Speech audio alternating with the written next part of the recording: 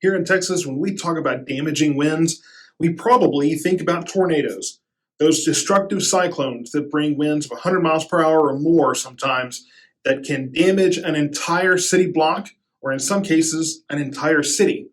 What we don't often think about is straight line winds, severe thunderstorm activity that can bring straight line winds or even downburst winds or microburst winds that cause just as much damage as some tornadoes.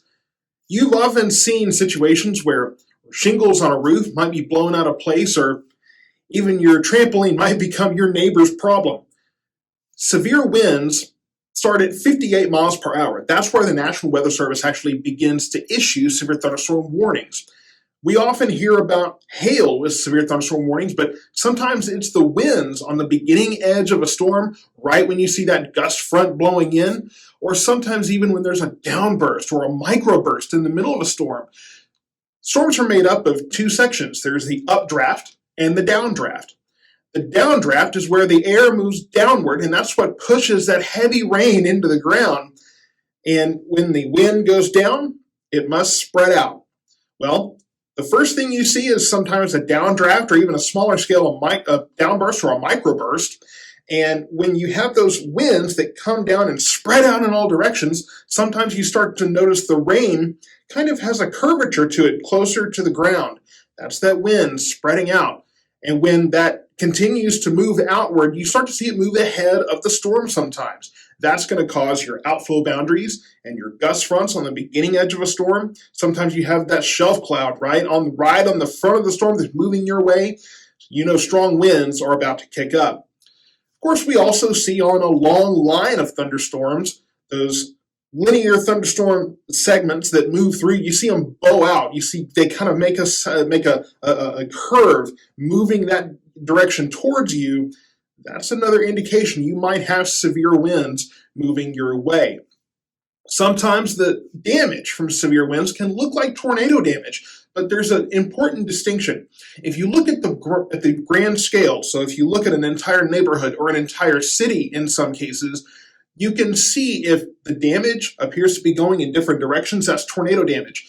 But in contrast, if you see that all the damage is going the same direction, that's probably straight line winds. One example was the tornado that moved through South Waxahachie. I was able to survey some of the damage, and what I could see was that there was areas of trees blown in different directions. There was a field where the tornado had gone past, heading towards I-35. And I could see about halfway through the field was some trees that were blown kind of this way. But right up against 35, the tree line was blown that way. That's different directions. You can tell that's a tornado.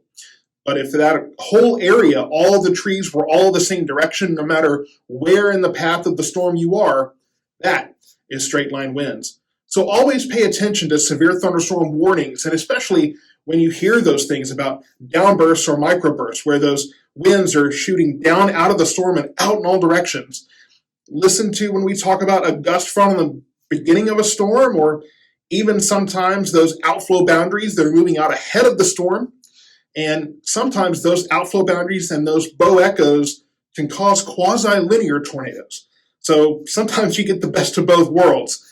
But for the most part, when we're talking about straight line winds, it's all winds going in one direction.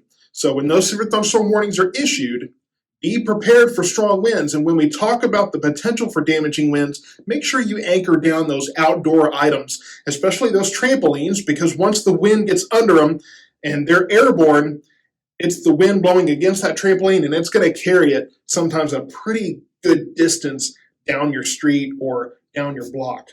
Thank you so much for watching. I hope you'll tune in for future segments of the Wild Weather Wednesdays. And as we get into spring, I know it doesn't feel like a very spring-like activity and atmosphere right now, but severe weather season is right around the corner. Make sure you follow EllisCountyWeather.com and Facebook and YouTube as well.